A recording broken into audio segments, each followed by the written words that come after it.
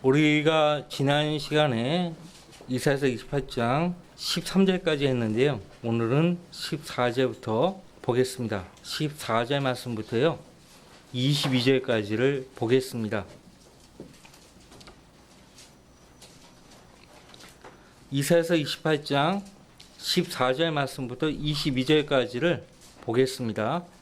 그러므로 예루살렘에 있는 이 백성을 치리하는 너희 경멸하는 자들아, 주의 말씀을 들으라. 너희가 말하기를 우리가 사망과 더불어 언약을 맺었고 우리가 지옥과 더불어 합의하였도다. 넘치는 재앙이 지나갈지라도 우리에게 임하지 못하리니 이는 우리가 거짓을 우리의 피난처로 삼았고 허위 아래에 우리가 우리 자신을 숨겼습니다 하였도다. 그러므로 주 하나님이 이같이 말하노라. 보라, 내가 시온에 한 돌을 기초로 두었나니 시험받은 돌이요 귀한 모퉁이 돌이며 단단한 기초라. 믿는 자는 다급하게 되지 아니하리라. 나는 또한 공의로 주를 삼고 위로 추를 삼으니 우박이 거짓말의 피난처를 쓸어버리며 물들이 그 은신처에 넘쳐 흐르리라. 사망과 더불어 맺은 너희의 언약이 무효화되며 지옥과 한 너희의 합의가 서지 못하리니 넘치는 재앙이 지나가면 너희가 그것에 짓밟힘을 당하리라. 그것이 나갈 때부터 너희를 잡으리니 아침면 아침마다 낮마다 밤마다 그것이 지나칠 것이요 그 소식을 깨닫기만 해도 괴로움이 되리라. 지금 대환란의 상황을 말하고 있습니다. 이는 침상이 짧아서 사람이 자신을 그 위에 펼 수도 없으며 이불이 좁아서 자신을 그곳으로 쌓을 수도 없습니다. 주가 프라심 산에서와 같이 일어나며 기본 골짜기에서와 같이 진노하여 그의 일 곧 그의 기이한 일을 행할 것이며 또 그의 역사 곧 그의 기이한 역사를 이루리라. 그러므로 이제 너희의 결박들이 견고해지지 않도록 너희는 조롱하는 자들이 되지 말라. 이는 내가 만군의 주 하나님으로부터 멸망을 들었음이니 온 땅에 결정하신 바니라. 대환란은 하나님이 온 땅에 결정하신 심판의 기간입니다. 자, 지금 상황은 대환란과 지상 재림에 대한 말씀들로 기록되어 있는데요. 오늘 읽어보니까 여기 계신 분들 대부분이 무슨 말인고 하죠. 왜 사망과 더불어 언약을 맺었고 왜 지옥과 더불어 합의했다는 말을 하는가. 근데 그 사망과 더불어 맺은 언약이 무효화되고 지옥과 한 너희의 합의가 서지 못한다는 말씀을 하시는가. 오늘 말씀의 제목은요, 사망과 더불어 맺은 언약입니다. 사망과 더불어 맺은 언약. 잠시 말씀을 해서 기도하겠습니다. 위대하시고 존귀하신 아버지 하나님, 다시 주님의 사랑하시는 자녀들이 아버지 하나님께 경배드리기 위해서 이 경배의 시간에 모였습니다. 축복하시고 개개인이 아버지 하나님께 아래에 있는 그 모든 마음의 소원들을 들어주시고 또 주의 뜻대로 이루어 주시기를 간구드립니다. 부족한 제 입술이 주의 말씀을 증거하게 되었는데 제가 이 소중한 주의 말씀, 엄중한 주의 말씀을 허투루 전하지 않도록 제 안에 충만해 주시고 우리 말씀을 듣는 우리 형제자매들도 하나님 말씀을 사람의 말로 받지 않고 살아계신 하나님 말씀으로 받을 수 있도록 그 마음을 주관해 주시고 옥토 같은 마음밭으로 읽어 주시기를 간구드립니다. 이 시간 흑암의 세력이 얼씬도 하지 못하게 역사해 주십시오. 한 사람도 하나님 말씀을 허투루 듣는 일이 없도록 역사해 주십시오. 감사드리며 곧 오셔서 저희를 속히 데려가실 주 예수 그리스도 이름으로 기도했습니다. 아멘. 자, 이 신약 시대에 오직 예수 그리스도를 믿음으로 말미암아 은혜로 구원받은 우리 교회 시대 성도들은 물론 대환란과 관계없어요. 하지만 성경은 하나님께서 우리에게 허락하신 말씀이기 때문에 너희는 주의 책을 찾아 읽으라고 명령하신 분이 하나님이시기 때문에 어떤 말씀도 놓쳐서는 안 됩니다.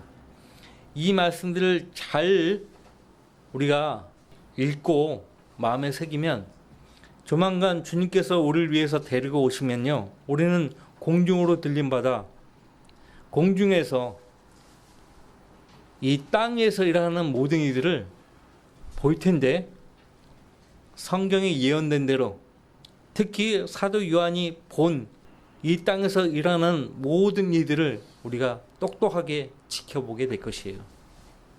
그러면서 모든 성들이 하나님 말씀은 완벽하구나, 하나님이 하신 말씀은 조금도 틀림이 없구나, 이구동성으로 다 그렇게 고백을 하게 될 것입니다. 자, 오늘 보니까 사망과 더불어 언약을 맺었고 지옥과 더불어 합의했다라고 했는데요. 이렇게 언약을 맺고 합의하는데 주동자가 14절에서 나옵니다. 예루살렘에 있는 이 백성을 치리하는 너희 경멸한 자들아. 치리자들이 그렇게 한다는 거예요. 누구와 합의한다? 사망과 지옥과 언약을 맺고 합의한다 이거예요. 요한계시록 6장에 보시면요, 4명의 말탄 자들이 나옵니다. 4명의 말탄 자들. 그 4명의 말탄 자들 누구 하나 예수 그리스도와 연관된 사람이 없어요. 전부 부정적이죠. 거기 계시록 6장을 잠깐 보시면요, 다 적그리스도와 연관된, 적그리스도가 등장할 때 이들이 활동할 텐데, 2절에 보시면은 흰말 한 마리가 있고 그 위에 탄 자가 활을 가졌다라고 말씀하고 있죠. 그리고 정복하고 정복하러 하더라, 그렇게 말씀하고 있죠. 자, 흰말 말 한 마리.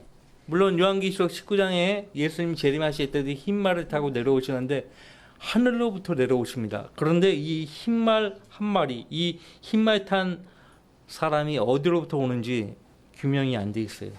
게다가 활을 가졌다고 했어요. 요한계시록 19장에 예수님은요, 칼을 가지고 오시는 거예요. 칼을. 달라요. 예수님이 아니에요.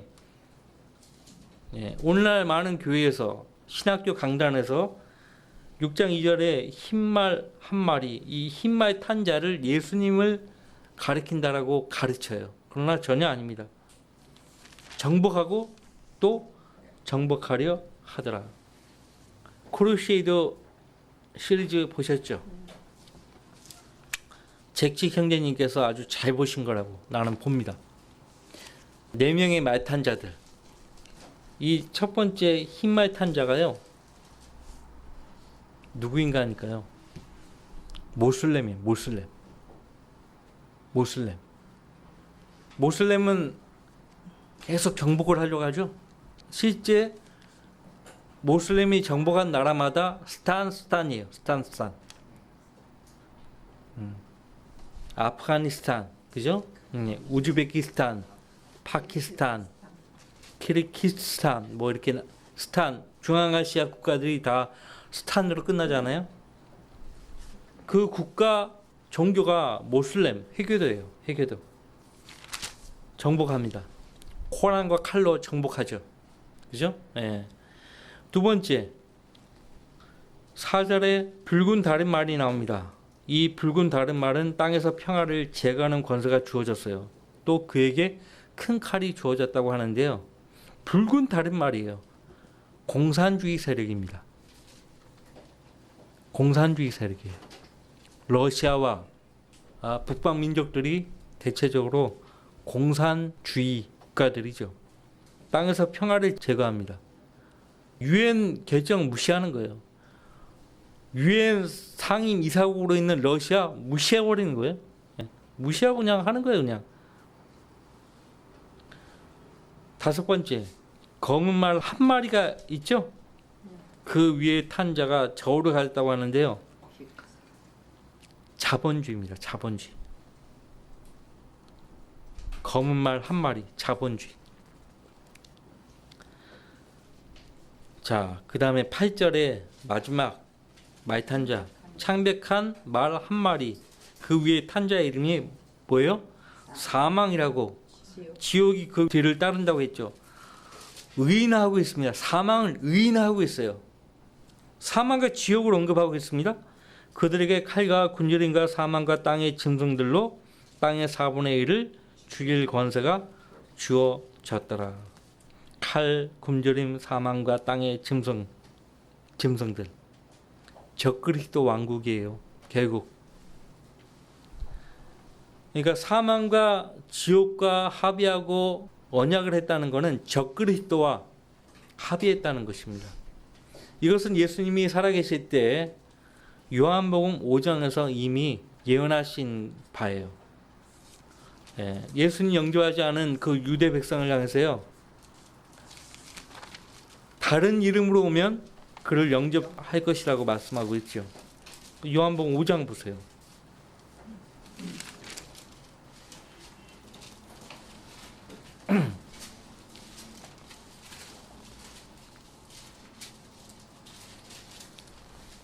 요한복음 5장 43절.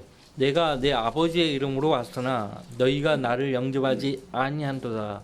만일 다른 자가 자기 이름으로 오면 너희는 그를 영접하리라. 다른 자가 누구예요?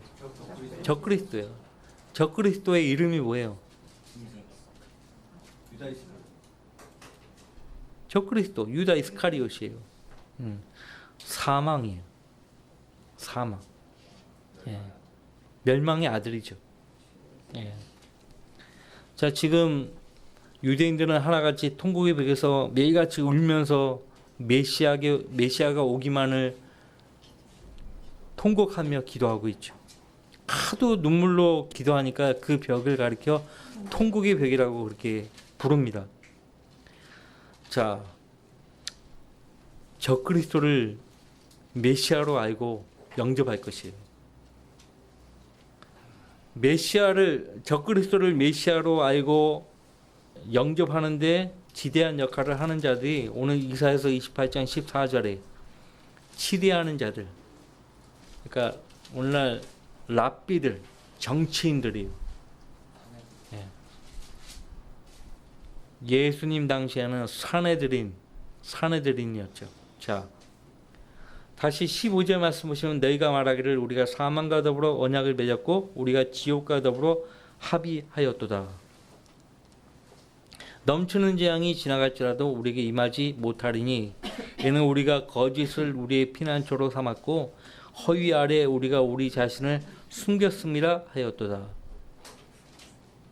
무슨 말인가 하니까요, 유대 백성을 중심으로 해서 온 세상이 적그리스도의 그늘 아래로 들어간다는 것이에요. 그래서 하나님의 심판을, 하나님의 진노를 피하겠다는 것이에요. 그 생각이 얼마나 가증스러워요. 그래서 너희 경멸한 자들아라고 하나님 말씀하신 거예요. 그러나 재림하실 때 예수 그리스도는, 그들을 심판하기 위해서 내려오시는 예수 그리스도는 16절 말씀에서 그러므로 주 하나님이 이같이 말하노라. 보라, 내가 시온에 한 돌을 기초로 두었나니 시험 받은 돌이요 귀한 모퉁이 돌이며 단단한 기초라. 믿는 자는 다급하게 되지 아니하리라. 그래서 예수님이요, 한 돌로 이 땅에 재림하시면 적그리스도 왕국을 부수실 거예요. 적그리스도 왕국은 다니엘서 2장과 7장에서 예언한 바와 같이 철과 진흙으로 섞여 있어요. 철과 진흙은 절대 섞일 수가 없어요. 불완전하죠. 그래서 예수 그리스도, 이 산돌이 그 적그리스도의 발을 향해서요 탁 내리치면 부서지는 거예요. 다니엘서에서 그렇게 예언되어 있어요. 보세요. 다니엘서 보세요. 2장을 보세요. 성경은 예언된 대로 이루어집니다. 우리가 들림받아서 공중에서요 그리스도의 심판을 마치고, 주님 앞에서 심판을 마치고 지켜볼 거예요. 네. 2장 33절부터 그의 다리는 철이요 그의 발의 일부는 철이며 일부는 진흙이었나이다. 왕께서 보셨는데 손으로 다듬지 아니한 돌이 철과 진흙으로 된 그 형상의 발을 쳐서 산산이 부수니 그 철과 진흙과 녹과 은과 금이 함께 산산이 부서져서 여름 타작마당에 쭉쟁이같이 되어 바람이 날려 사라져 간 곳이 없어졌으며 그 형상을 친 돌은 태산을 이루어서 온 세상을 가득 채웠나이다. 느부갓네살 왕이 꿈을 꿨는데요. 보통 꿈이 아니에요. 그 꿈에 대해서 다니엘이 하나님의 영으로 해석을 해주고 있어요. 28절 말씀에서 훗날들에 있을 일을 알게 하시나이다. 29절 말씀에서 오 왕이여 왕께서 침상에서 장차 있을 일을 생각하신 것은 은밀한 것을 나타내신 분께서 장차 있을 일을 왕께 알게 하신 것이요. 근데 이 일이 그로부터 2600년 후에 일어나는 거예요. 7장에도 마찬가지입니다. 다니엘서 7장. 성경은 놀라운 책이에요. 다니엘서 7장.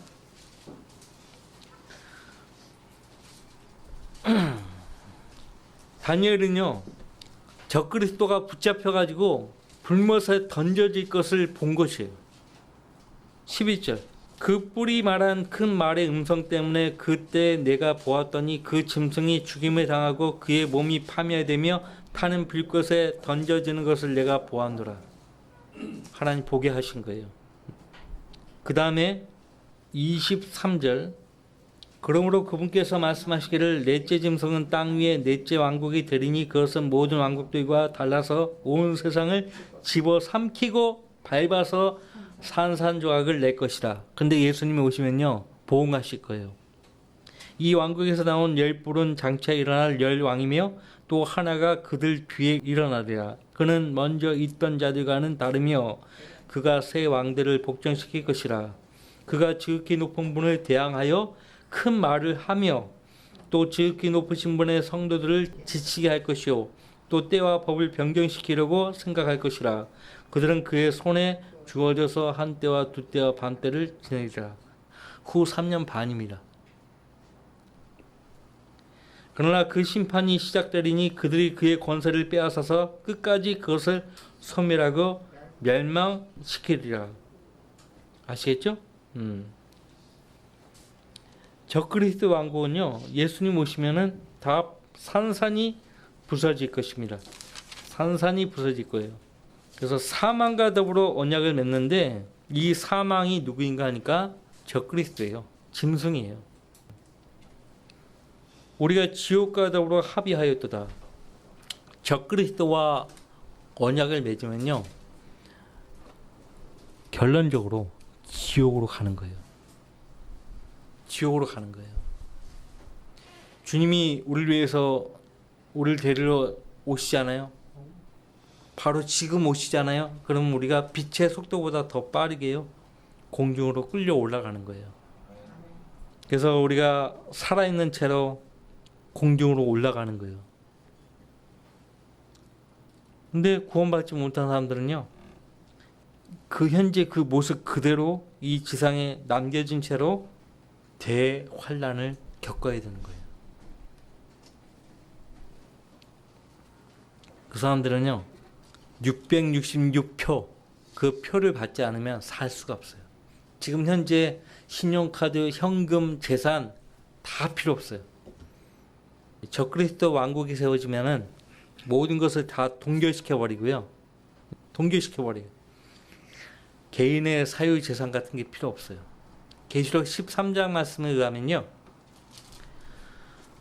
짐승의 표 666표를 받지 않으면 사거나 팔 수 없다고 말씀하고 있어요. 아무것도 못하는 거예요. 지금 내가 돈을 많이 가지고 있어도 소용이 없어요. 그 돈으로 해결할 수 있는 것이 하나도 없어요. 무슨 말인지 아시겠죠? 그리고 어디 물론 이런 사람이 있어요. 대환란인지도 모르고 살아가는 사람들이 있을 거라고. 내가 확신하고 하나님께 감사하는 것은 여기 계신 우리 모든 성도님들은 한 사람도 이 땅에 남겨지지 않는다는 것이죠. 나는 모르겠는데 목사님은 어떻게 아시죠? 아니요. 알아요. 교제를 하잖아요. 우리가 평상시. 서로 기도하잖아요. 그리고 함께 복음을 전파하면 아는 거예요. 구원 안 받은 사람들은 저렇게 복음을 전할 수가 없어요. 겪어봤어요. 지금은 우리와 함께 하지 않지만 어떤 형제가 이렇게 설교한다고 설교하는데 전혀 설교가 아니에요. 복음이 아니에요. 엉뚱한 이야기 하는 거예요.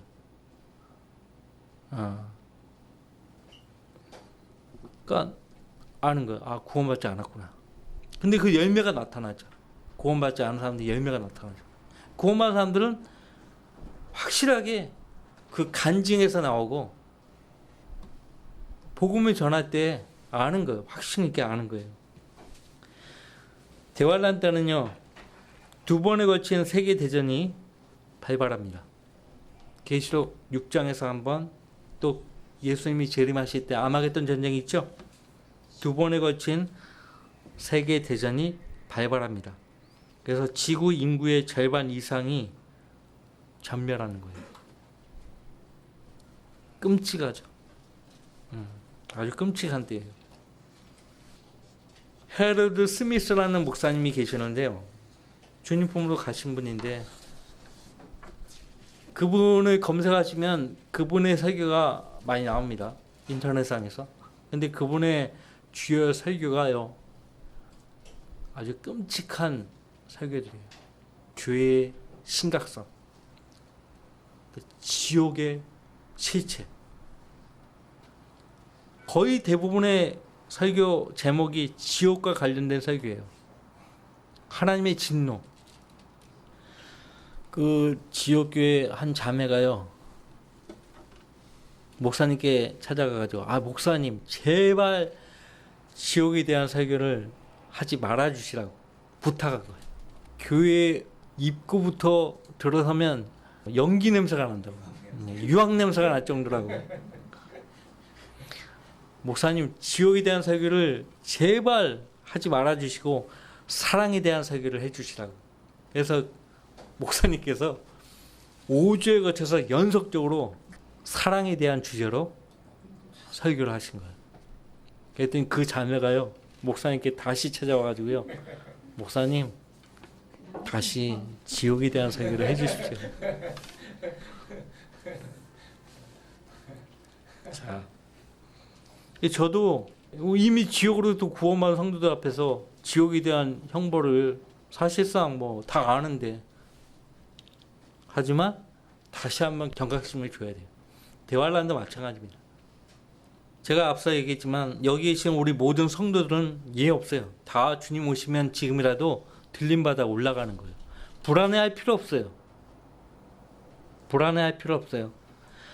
오전 성경 공부 시간에 다루었던 말씀이지만 다시 한번 살펴보지요. 고린도전서 1장 8절 말씀 보세요.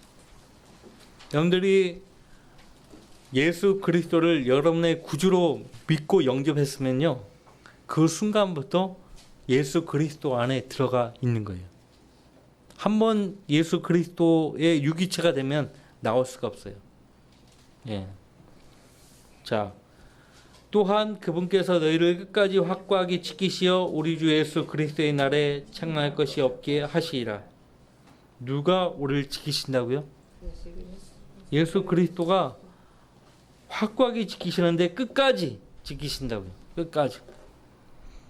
내가 예수님을 붙잡는 거 아니고요, 주님이 나를 붙잡으시는 거예요. 그걸 어떻게 느껴요? 어떻게 느낍니까? 응? 근데 성경적 사실을 기록된 대로 믿는 것이 중요한 거예요. 느끼면 그렇게 중요한 게 아니에요. 나는 안 느껴지는데 안 느껴지니까 나는 믿음이 없는가 보다. 이렇게 스스로 평가하면 안 돼요. 절대. 자, 구원을 받는 것은 나지만은 구원을 주시는 분이 누굽니까? 우리 주 예수 그리스도예요. 그 완벽한 거예요. 그분이 나에게 선물로 주시고자 하시는 구원은 완벽한 거예요. 근데 어떤 사람들은 막 흔들려요. 왜? 내가 그것을 제대로 받았는가? 의심을 하는 거예요. 근데 보세요. 성경에 우리를 구원해 주셨다. 차고 넘쳐요. 믿는 그 죄인에게 영원한 생명 주셨다는 말씀이 차고 넘쳐요. 왜 차고 넘치는 그 말씀을 벗어나서 왜 자기 자신에게서 어떤 증거를 찾으려고 했어요? 나에게서 가장 큰 증거가 있다면요, 그것은 내가 주님을 구주로 믿었느냐. 그 이상도 그 이하가 아니에요. 믿는다고 할 때요, 뭐 특별한 것도 없어요. 그냥 믿는 거예요. 단순히 예수님 하신 말씀 있잖아요. 어린아이와 같이 나를 영접하지 아니하면 하나님 나라에 들어갈 수 없다고 했어요. 어린아이와 같이. 어린아이들이 뭐 복잡하게 생각하는 줄 아세요? 여기 사랑이 하은이 있는데 복잡한 거 싫어해요. 복잡하게 이야기하면 못 알아들어요. 어린아이들 같이 나를 영접하지 않으면 하나님 나라에 들어갈 수 없다고. 단순해야 돼요. 복음을 들었을 때 단순해야 돼요. 단순한 사람들이 구원받는 거예요.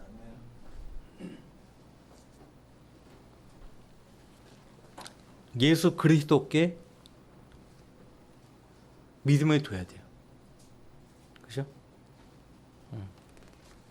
나는 항상 잘못되어 있고 나는 늘 죄투성이고 안 그래요? 그런 나에게서 무슨 증거를 찾아요? 한 가지가 있다면 내가 예수님을 믿었다는 거. 그거 한 가지. 그거 외에는 없어요. 믿음은 믿음이에요.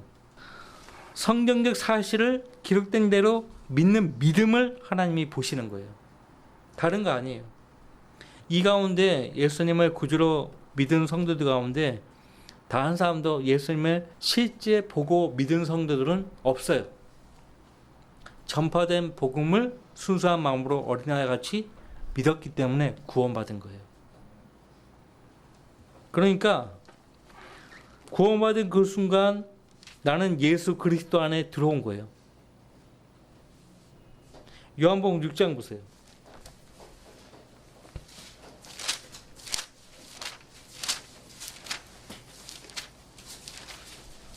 요한복음 6장.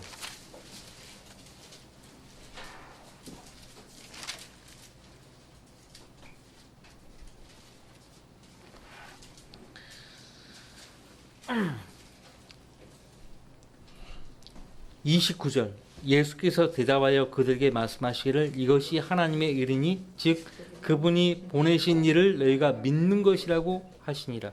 하나님의 일이니라고 하면서 뭐 행하는 것이라 이렇게 하면 좋을 텐데 믿는 것이 하나님의 일이라 그렇게 말씀하고 있어요. 우리가 하나님을 위해서 뭘 하는 게 아니에요. 그냥 믿는 것. 믿는 것. 그것이 가장 중요한 것이에요. 자, 그 뒤에 35절 예수께서 그들에게 말씀하시기를 내가 생명의 빵이니라 내게 오는 자는 결코 배고프지 아니하며 또 나를 믿는 자는 결코 목마르지 아니하리라. 배고프지 않고 목마르지 않대요. 그래서 우리가 늘 읽는 말씀이요, 예수 그리스도 생명의 빵이에요. 생명수예요. 생명의 빵이기도 하고 생명수예요. 말씀을 읽고 기록된 대로 믿어야만 갈급하지 않아요. 배고프지 않아요. 근데 말씀에서 멀어지면 갈급할 수밖에 없고 배고플 수밖에 없어요. 거기 37절 말씀을 보세요. 아버지께서 내게 주시는 자는 다 내게로 올 것이요 또 내게 오는 자는 내가 결코 내어쫓지 아니하리라. 여러분이 예수님께 다가섰잖아요. 주님이 아니면 나를 지옥의 저주에서 구원할 분이 없다고 알고서 예수님께 다가섰잖아요. 예수님 믿겠다고 고백했잖아요. 그런 그들을 예수님이 결코 내어 쫓을 분이 아니에요. 내어 쫓지 않았다는 얘기는요, 우리가 주님과 함께 있다는 것이에요. 더 놀라운 것은 믿는 그 순간 예수 그리스도 안에 있게 된 거예요. 우린 예수 그리스도 안에 있는 거예요. 예수 그리스도 안에 있지 않은 사람들이 여기 있게 되면요, 불편해서 못 있어요. 불편해서 단 1분도요 견디지를 못해요. 근데 지금 현재 여러분들 자리가 불편해요? 지금 이 경배의 자리가 불편한 자리예요? 아니죠. 그러니까 내가 구원받은 하나님의 자녀인가, 그 증거는 차고 넘칩니다. 그 증거를요, 내 안에서 찾을 수도 있지만은 성경 말씀에 다 있어요. 말씀에서 그 증거들이 차고 넘쳐요. 단순해요. 구원받는 것은 정말 단순해요. 자, 하나님이요, 이 세상에 사는 모든 사람들에게 회개하라고 명령하고 있죠. 회개가 무엇입니까? 자신이 여태껏 생각했던 이 옛 사고방식, 생활방식을 버리고 하나님께로 돌이키는 것을 말합니다. 그렇게 하나님께 돌이킨 사람만이 주님의 이름을 부르는 거예요. 주의 이름을 부르는 거예요. 주의 이름을 부르는 자는 누구나 구원을 받으리라.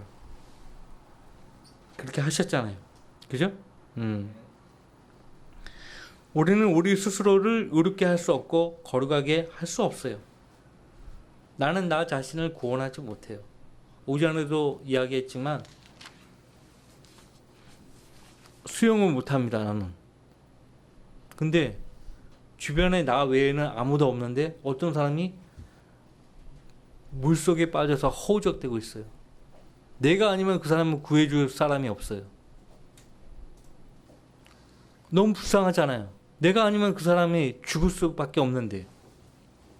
그래서 수영을 못함에도 불구하고 그 사람을 살려내야 되겠다는 생각으로 물속에 뛰어듭니다. 어떻게 될까요? 둘이 다 죽어요. 근데 수영할 줄 알고 강한 팔을 소유하고 구조할 능력이 있는 누군가가 뛰어들어서 그 사람을 당연히 구하죠. 지옥의 저주에서 구원할 분은 예수 그리스도 뿐이에요. 그분이 나를 구해 주신 거예요. 내가 그분을 붙잡는 게 아니에요. 그분이 나를 붙잡으시는 거예요. 못 느끼겠는데? 성경이 있잖아요. 느끼려고 하지 마세요.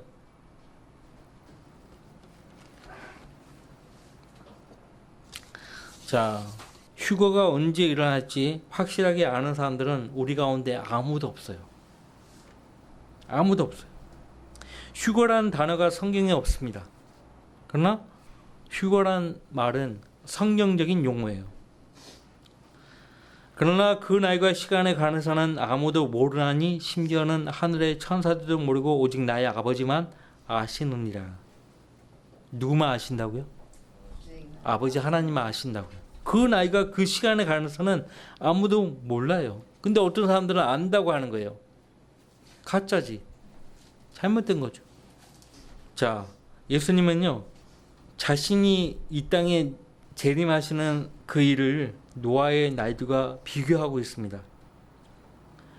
그러나 노아의 날들과 같이 인자에 오는 것도 그러하리라. 홍수전의 날들에 그들이 먹고 마시며 장가가고 시집가고 하기를 노아가 방주로 들어가던 날까지 하다가 홍수가 나서 그들을 모두 다 쓸어버릴 때까지 그들이 알지 못하였던 것 같이 인자에 오는 것도 그러하리라.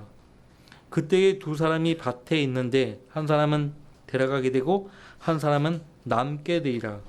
두 여인이 맷돌을 갈고 있다가 한 사람은 데려가게 되고 한 사람은 남게 되리라. 그러므로 깨어 있으라. 어떤 시간에 너희 주께서 오실는지 너희가 알지 못하기 때문이라. 그러나 이것을 알라.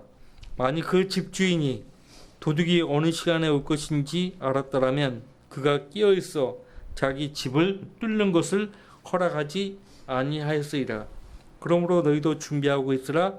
내가 생각하지 않은 시간에 인자가 올 것이기 때문이라. 생각하지 않은 시간에 인자가 오신다. 우린 몰라요. 모른다고. 분명한 사실은 우리가 사는 이 때가 주님 맞이할 마지막 때라는 점이에요. 우린 예언의 마지막 타임에 살고 있는 거예요. 그 점은 확실합니다. 그 점은 확실해요.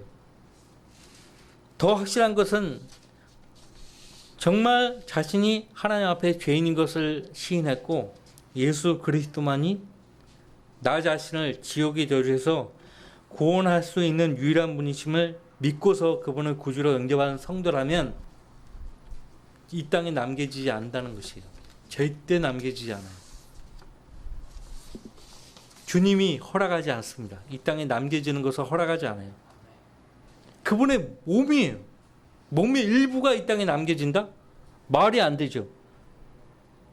그럼 주님도 이 땅에 남겨져야 되는 거예요. 안 그래요?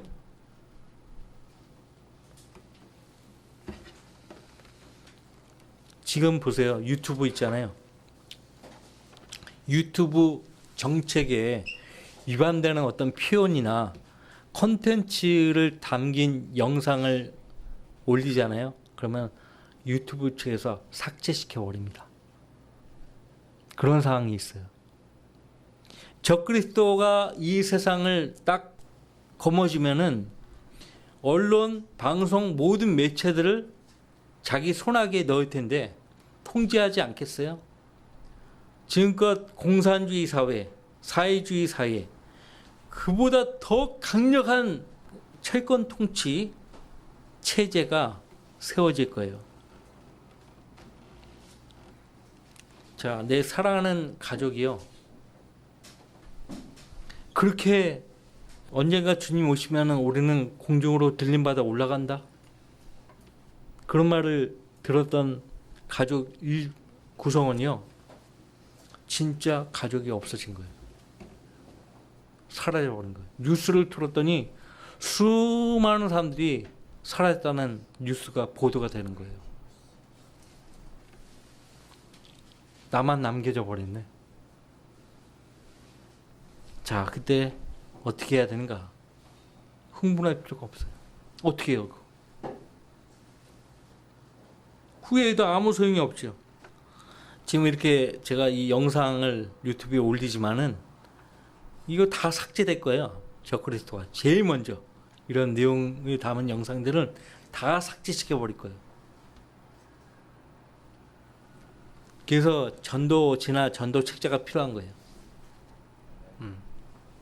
역학 목사님은요, 휴거 이후에 이러한 일들이라는 책자를 만들어가지고 지금 우리가 번역해서 공부했죠.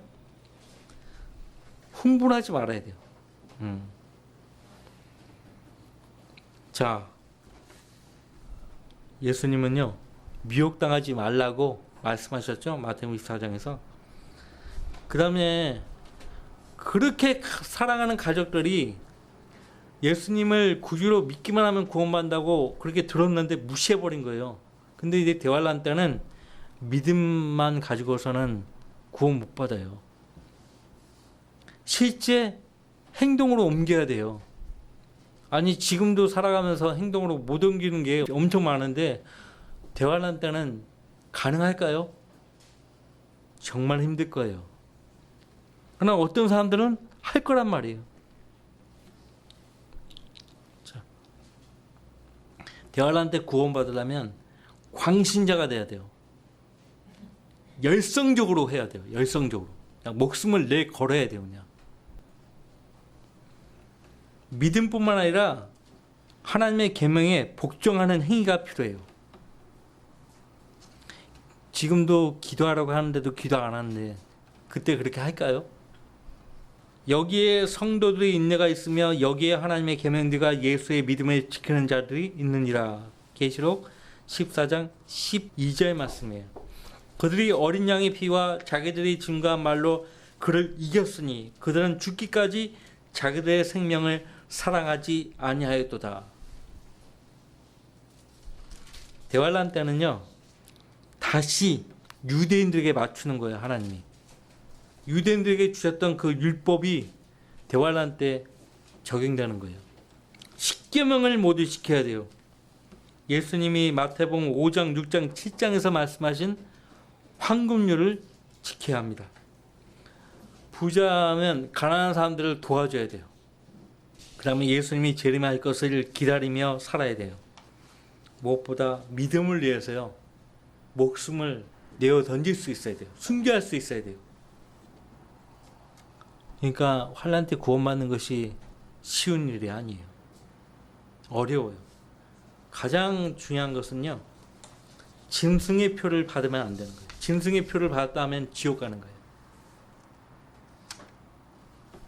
자, 가족도 사라졌고 수많은 사람들이 사라졌고 나만 남겨졌는데, 그러면 어디 오지로 피신해 가야 되겠다.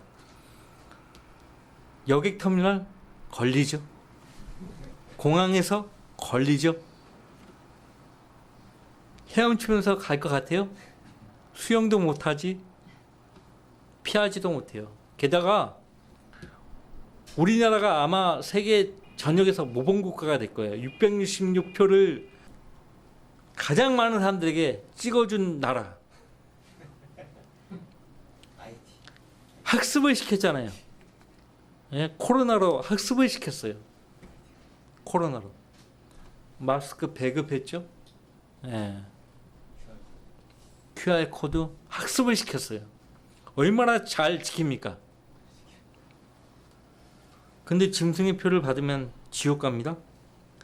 요한계시록 13장 16절로부터 18절 말씀 보시면요, 그가 모든 자, 즉 작은 자나 큰 자나 부자나 가난한 자, 자유자나 종이나 그들의 오른손이나 이마에 표를 받게 하고 그 표나 그 짐승의 이름이나 그의 이름의 숫자를 지닌 사람을 제하고는 아무도 사거나 팔 수 없게 하더라. 지혜가 여기에 있으니 지각이 있는 자는 그 짐승의 숫자를 헤아려 보라. 그것은 한 사람의 숫자이니 그 숫자는 666이니라. 계시록 14장 9절 말씀부터 셋째 천사가 그들을 따라가며 큰 음성으로 말하기를, 누구든지 그 짐승과 그의 형상에게 경배하고 그의 표를 자기 이마나 손에 받는다면 그 역시 하나님의 진노의 포도주를 마시게 되리니 그것은 그의 진노의 잔에 혼합하지 않고 부은 것이니라. 또 그 사람은 거룩한 천사들의 면전과 어린 양의 면전에서 불과 유황으로 고통을 받으리니 그 고통의 연기가 영원뭉토록 올라가리라. 그 짐승과 그의 형상에게 경배하고 그의 이름의 표를 받는 자는 누구든지 밤낮 힘을 얻지 못하리라. 자, 이런 말씀들이 많은데 왜 굳이 대환란에 남겨지려고 합니까? 그건 지금 안 받았으면 받으면 되는 거예요. 그렇잖아요. 구원받는 것이 그렇게 어려운 일이 아니잖아요. 우리는 우리 자신을 구원하기 위해서요, 그 무엇도 할 필요가 없어요. 안 그래요?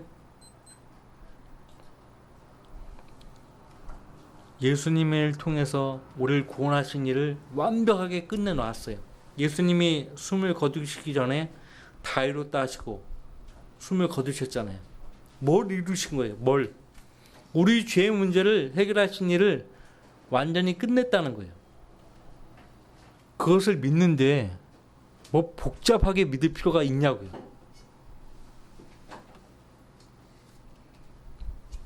진짜 믿음을 요구한다면 예수님 봤냐고 물어봐야 될 거예요. 당신 예수님이 당신 눈앞에서 십자가에 달려 피 흘려 돌아가신 것을 봤냐고.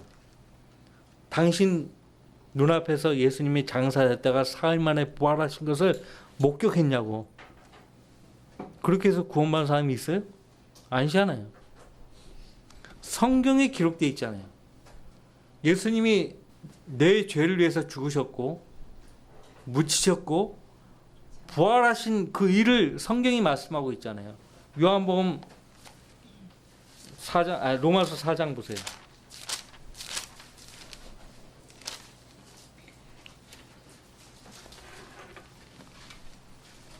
24절, 25절. 의롭다고 여김을 받을 우리들 때문이기도 하니 곧 예수 우리 주를 죽은 자로부터 살리신 그분을 믿는 자들이라. 예수께서는 우리의 범죄함을 인하여 들여지셨고 우리의 의롭게 하심을 위하여 다시 일으켜 지셨느니라. 아브라함을 예를 들고 있죠. 이제 그에게 의로 여겼다고 기록된 것은 아브라함만을 위한 것이 아니요 의롭다고 여김을 받을 우리들 때문이기도 하니 곧 예수 우리 주를 죽은 자들로부터 살리신 그분을 믿는 자들이라. 창세기 12장 기록을 보면요, 하나님께서 아브라함을 통해서 앞으로 무슨 일을 할 것인지 말씀하시고 약속하셨어요. 그때 아브라함이 주를 믿으니 그의 믿음을 의로 여기셨다는 말씀을 하고 있죠. 아브라함이 하나님이 그때 약속하신 말을 다 이루어진 것을 믿고 한 것이 아니었어요. 무슨 말인지 알죠? 하나님이 약속하신 말을 아브라함이 하나하나 다 확인하고서 믿은 것이 아니에요. 하나님이 나를 부르셨고 하나님이 나를 통해서 이러이러한 일을 하실 것이라고 먼저 믿은 거예요. 그죠? 자, 그렇게 따지면요, 우린 예수님을 직접 눈으로 보고 확인하고 믿은 것이 아니잖아요. 안 그래요? 분명한 것은 예수께서는 우리의 범죄함을 인하여 들여지셨다는 것이에요. 십자가에 달려 돌아가셨죠. 우리 범죄함을 인하여. 그리고 우리 의롭게 하심을 위하여 다시 일으켜 지었느니라. 믿습니까? 여기 우리 속에 여기 다 포함되는 거예요. 어떤 사람은요, 예수님이 이 땅에 왜 오셨죠? 왜 십자가에 달려 돌아가셨죠? 질문하면 우리 죄 때문이죠. 다 얘기해요. 우리 죄 때문이라. 당신 죄는요? 글쎄요, 저는 그건 모르겠네요. 그 말이 됩니까? 그 우리 속에 나도 포함되는 거예요.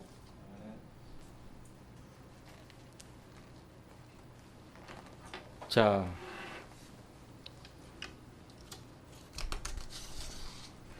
대화를 할 때는요, 광신자가 돼야 돼요. 아무리 힘들어도요, 짐승의 표를 받으면 안 되는 거예요. 아기가 막 배고파 죽으려고 그래요.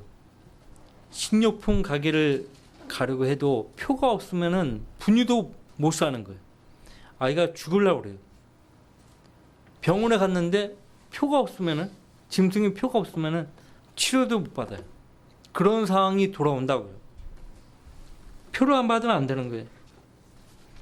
완전 강신자가 되지 않으면 안 돼요. 그들이 어린 양의 피와 자기들이 증거한 말로 그를 이겼으니 그들은 죽기까지 자기들의 생명을 사랑하지 아니하였도다. 그렇게 해야 돼요. 환난 유대인 성도들처럼 해야 돼요. 근데 보통 어려운 일이 아니에요. 지금 이 교회 시대에 어리석은 사람이 누구인가 하니까요, 자꾸 구원받는 것을 나중으로 미루는 사람들이에요. 나중으로 미루다 결국 죽어서 지옥 가는 사람들. 미루다 결국 대환란에 직면한 사람들이 많을 것이라는 것이에요. 그러니까 구원받지 않았으면 지금 구원받는 것이 좋다는 겁니다. 지금 구원받지 않으면은 이 땅에 남겨져서 사망과 더불어 합의하게 돼 있어요. 지옥과 더불어 언약을 맺게 돼 있어요. 그러면 모든 것이 끝나는 겁니다. 불못을 피할 수가 없게 되는 거예요. 유대인들을 보면 친절을 베풀어야 돼요. 그 유대인들을 대하는 우리 태도에 따라 우리 구원이 결정된다고요. 보통 쉬운 일이 아니에요. 그래도 하나님께 감사하는 것은 여전히 오직 믿음으로 말미암아 구원받는 은혜의 시대에 살고 있는 거예요. 교회의 시대에 살고 있는 거예요. 지금은요, 짐승의 표를 받으라고 할 필요가 없어요. 지금 우리가 외쳐야 될 메시지는 회개하고 예수 그리스도를 믿으라 이거예요. 그럼에도 불구하고 어떤 교회들은 대환란을 준비해야 된다, 이런 엉뚱한 소리 하는 목사들이 있어요. 대환란을 무슨 수로 준비합니까? 지금 말한 대로 하지 않으면 소용없어요. 어디 오지에 가가지고요, 소용없어요. 유대인들을 만나야 돼요. 그들을 돕지 않으면 아무 소용없어요. 그게 쉽냐고요. 그러니까 대환란에 들어가느니 지금 예수님을 구주로 믿고 구원받는 것이 더 쉽다는 거죠. 안 그래요? 보라, 지금이 구원의 날이라고 했어요. 신약 성경에서 항상 강조하는 것은 지금이에요.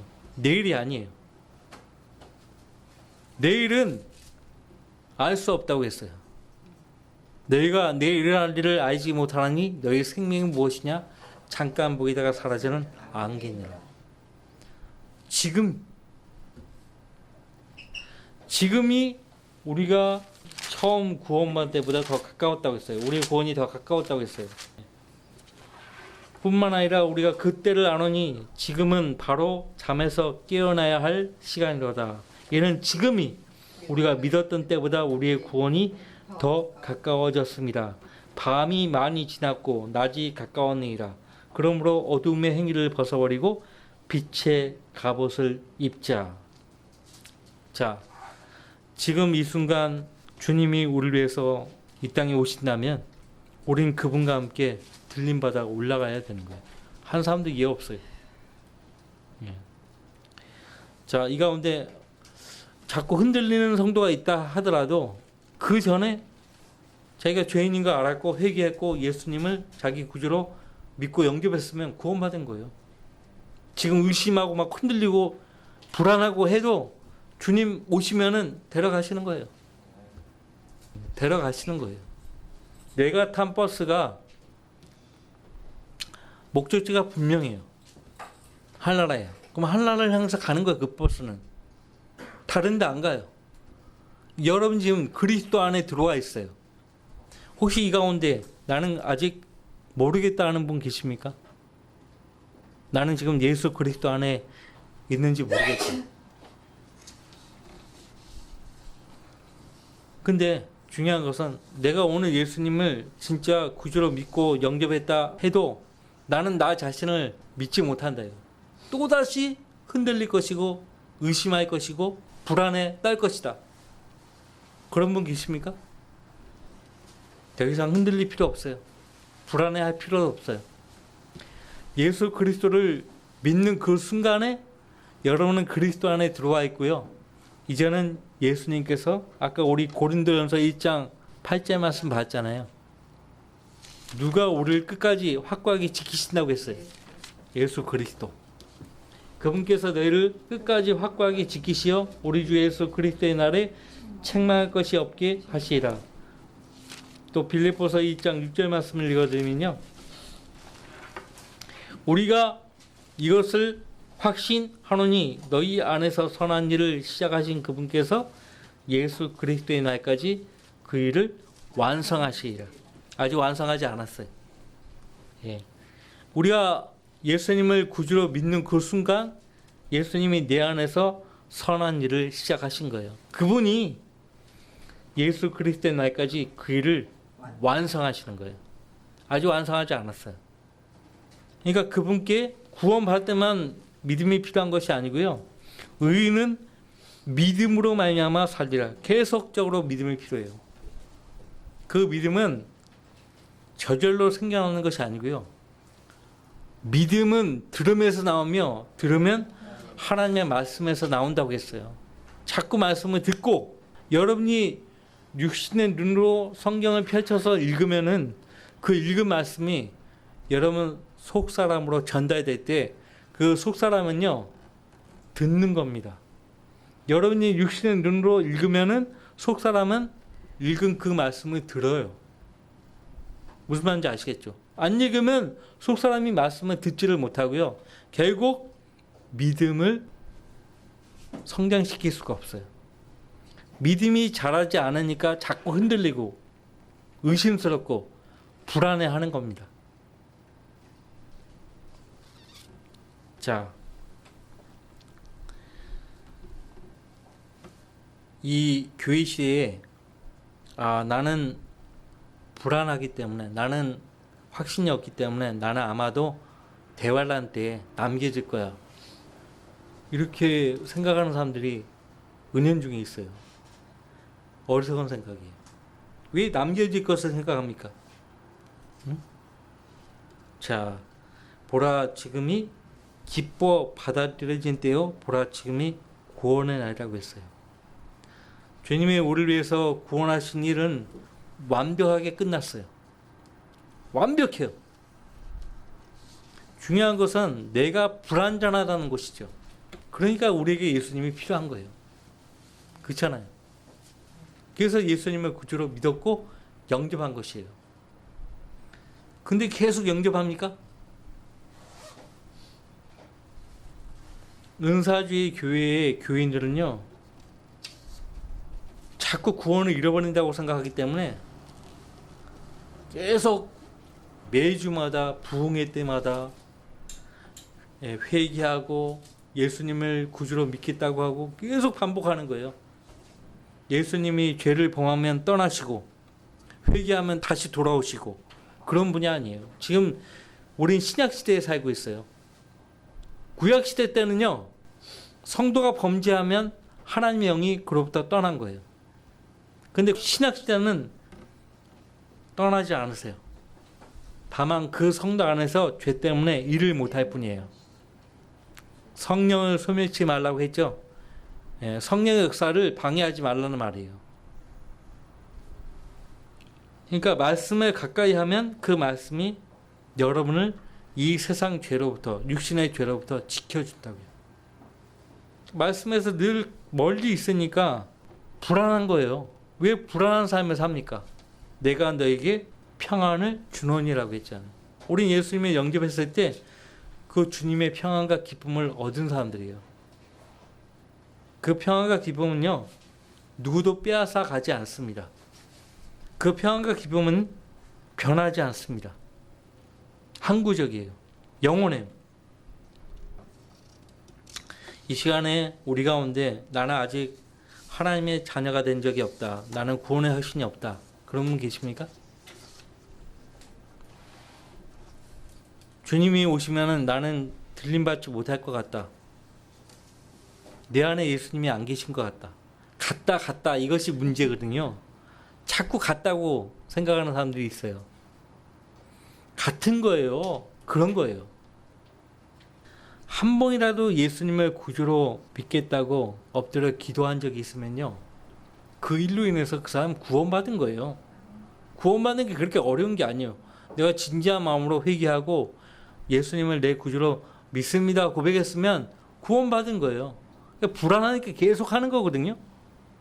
그럴 필요가 없다는 거예요. 쓸데없는 짓이에요, 그건. 그 불안을 없애는 유일한 방법이 있어요. 늘 주님과 가까이 하는 삶이에요. 말씀을 내 안에 풍성히 거하게 하는 것이에요. 그리스도의 말씀이 내 안에 풍성히 거하게 하는 것이에요.